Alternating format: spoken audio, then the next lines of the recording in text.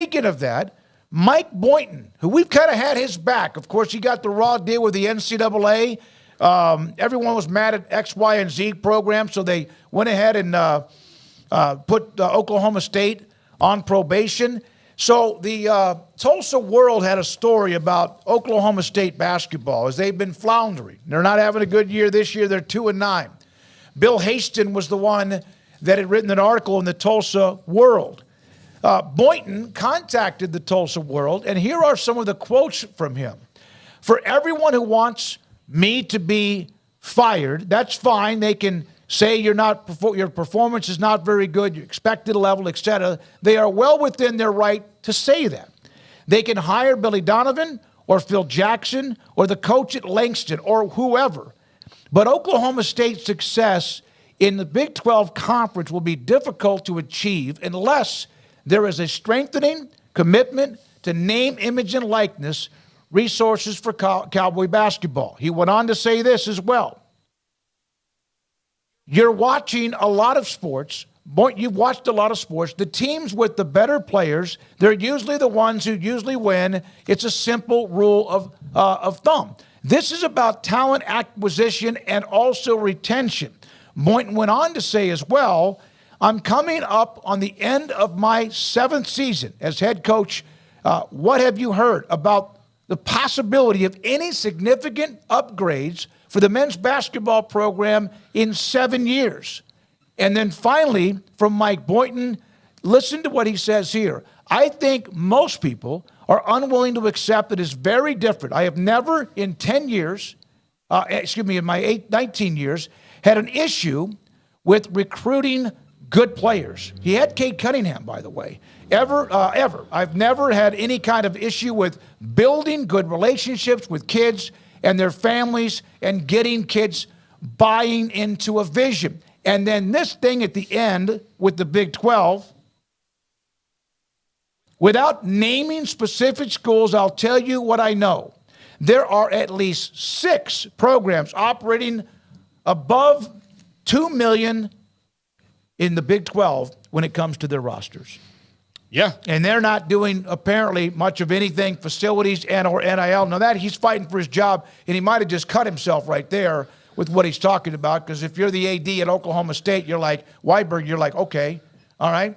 Well, yeah, but if you haven't had anything and look, Mark Stoops had to fight this battle. Heck, John Calipari fought this battle at Kentucky, even saying, like, we're a basketball school, and started a little turf war with Mark Stoops a couple years ago.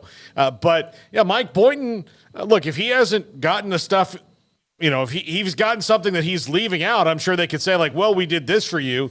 But that doesn't seem to be the case. And, when you see, all right, Cade Cunningham, was his one and done kind of right before the NIL era started. And then when the NIL era started, they lost 3 or 4 guys over a couple seasons that were good, steady players. Were they Cade Cunninghams? No. But gosh, who is? There's not that many guys out there like him, but they lost some good and steady players to other programs because they couldn't match the NIL. So, yeah, I don't have any reason to believe that Mike Boynton's making all this up now because he's under the gun. But if you're going to ask him why he thinks they haven't made steps forward, he can speak what he believes is the truth and say, look, I don't think that we are winning the bidding wars. If you're going down, go down fighting. Yeah. Go down with what you think is the truth, and whether or not that helps or not, I don't know.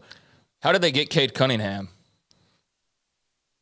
Did they just recruit him really well? When he said Cade Cunningham, the first thing I thought about is I'm sure he didn't go to Oklahoma State for free. Wasn't his brother on staff? Or his brother was connected. He hired a family member and hired his brother and got him to commit after he had been on I guess the talk was he was going to Kentucky. So he had money then. I know the NCAA sanctions were unfair based on it felt like they were getting punished for other people's sins in some ways, but I don't know. I seem to vividly recall the whole Cade Cunningham situation. It seemed like the money was okay back then. Now, maybe I'm misremembering it. Our Oklahoma State fans can point out where that's incorrect or why that's a different situation. But, there's there's a guy who clearly feels his seat is blistering hot right now, because you don't say all of that if everything's hunky-dory.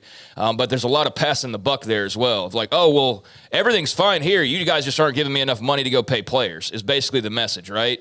So if that's the case, then I guess Oklahoma State has some onus for that. And if not, then I guess he's just basically signing his death sentence right now as far as being the Oklahoma State head coach. But, yeah, I mean, that's an Oklahoma State fan or administrator's prerogative that they can, fill us in on whether that's a statement that rings true or whether they are providing enough and he's just not getting the job done.